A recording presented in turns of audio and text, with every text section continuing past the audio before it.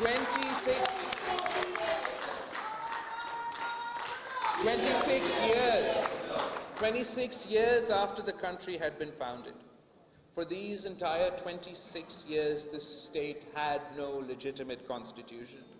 A final and permanent constitution finally came into force on August 14th, 1973, which is referred to as the 1973 Constitution. It was parliamentary democratic in a federal constitution. It provided for a system in which there was a trichotomy of powers between the legislature, the executive, and the judiciary. However, the parliament was supreme. It was the only institution that could pass laws, levy taxes, or amend the constitution. The judiciary remained independent and sworn to uphold, defend, and protect the constitution as amended from time to time, if at all, by the Parliament of Pakistan.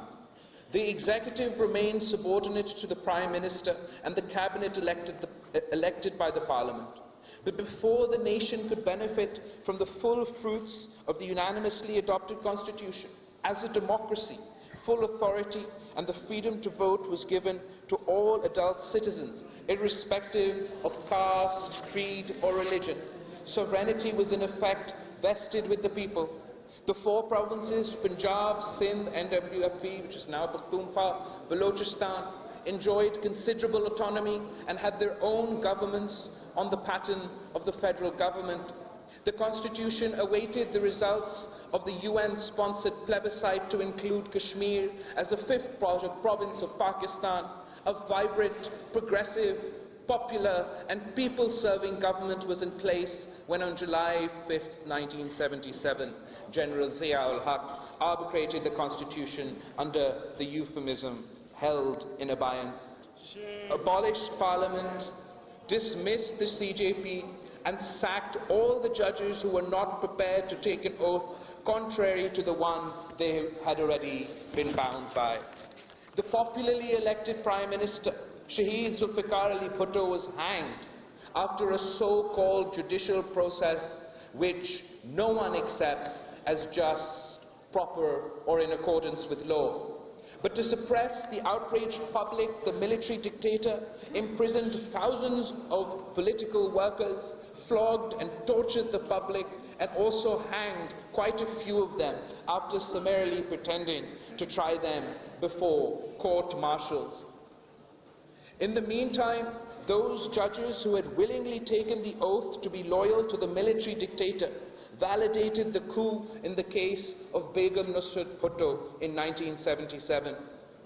Generals from Zia to Musharraf have mutilated the constitution and distorted the social fabric of Pakistan. Contrived and absolute majorities were given to certain political parties as a consequence of perverted elections held by military rulers and their successors. The Pakistan People's Party was rigged out of elections, but it still managed to form coalition governments 3 times, even though the dice was heavily stacked against us.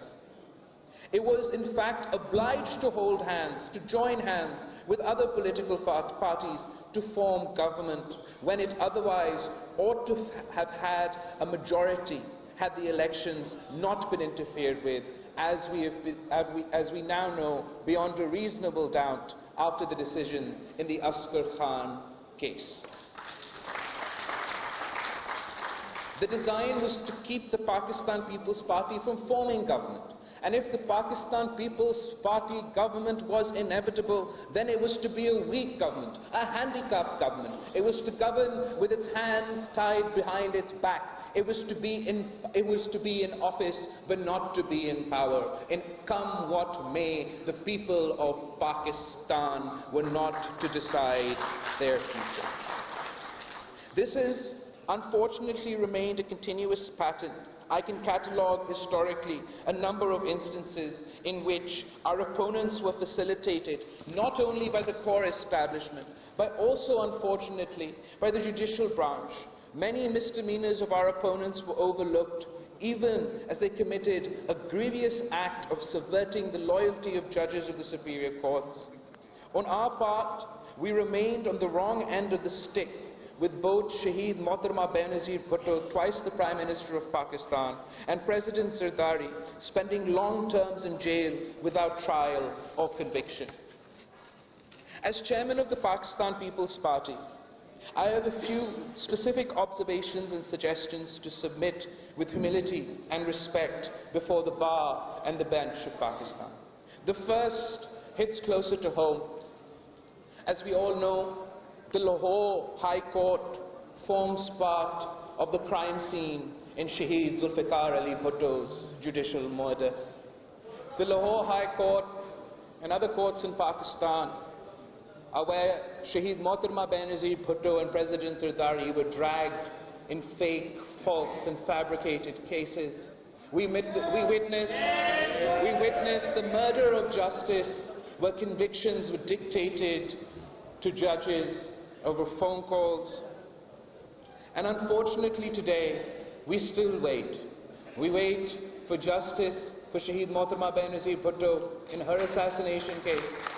We wait for justice for Shaheed Zulfikar Ali Bhutto in the presidential reference file before the Superior Judiciary.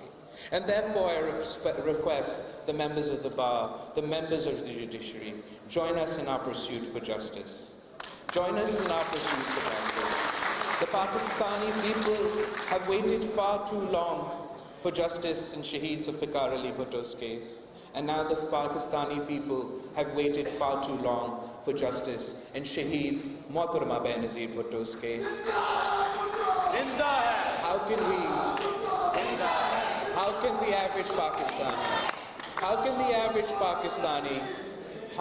the average Pakistani expect justice if Shaheed Zulfikar Ali Bhutto and Shaheed Mohtarama Benazir Bhutto are not given justice? Second, I'd like to add that in recent years, Pakistani jurisprudence has been driven and shaped largely by the suo motu exercise of powers by the Honorable Supreme Court under Article 184(3) of the Constitution. This is largely seen as discretionary, often arbitrary jurisdiction, mostly depending on the mindset and values of the Honorable Chief Justices of the time. Thus, we see that during the 10 years of Chief Justice Iftikhar Muhammad Chaudhry and Chief Justice Saqib Nisar, it became a sharp-edged sword cutting across established rules and even laws. In other eras, like that of Chief Justice Nasrul Mulk and Asif Saeed Khosa, Article 184(3) almost became completely dormant. I therefore suggest that consideration may be given to provide at least one appeal against suo motu or any other order or judgment under Article 184(3).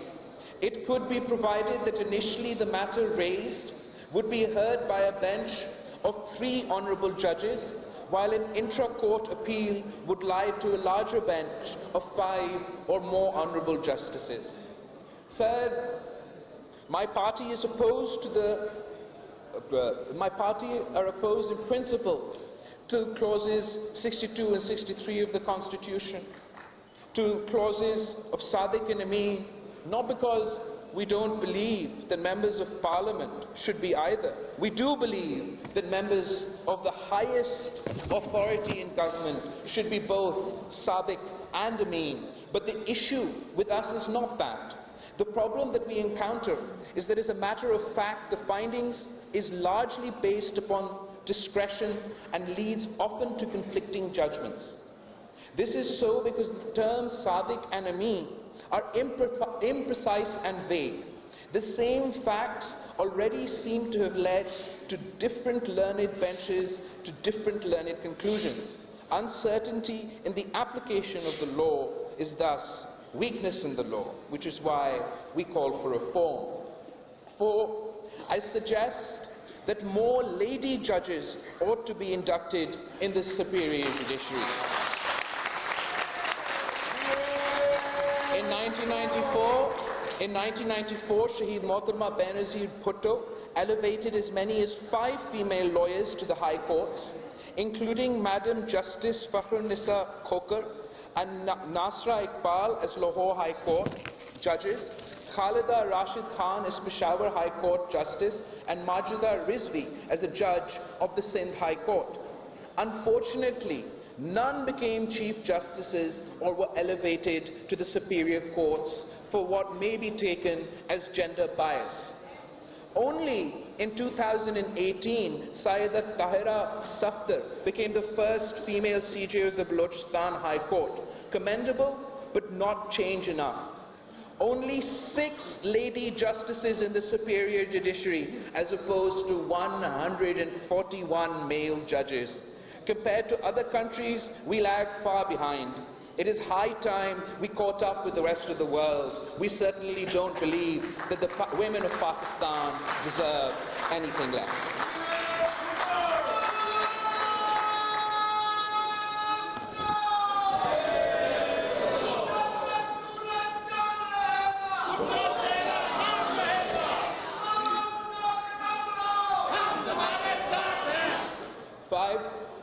Access to justice is a fundamental principle of rule of law.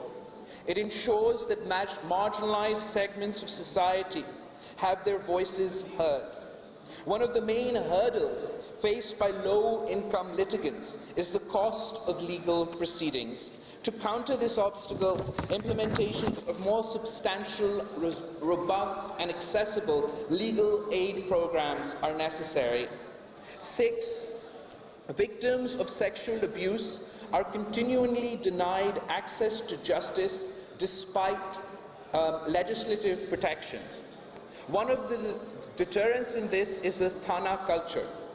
Even if the victim surpasses social stigma attached to reporting such crimes, the process of reporting in itself will discourage them from doing so. For implementations of laws in place for the protection of said victims, reforms at the grassroots level structures are a must. And 7, the right to unionize. We believe in the right to unionize to all sections of society. But the most important debate are the rights for our students to unionize, are the rights for our students to have student unions. The Pakistan People's Party would not exist. The 1973 Constitution would not exist.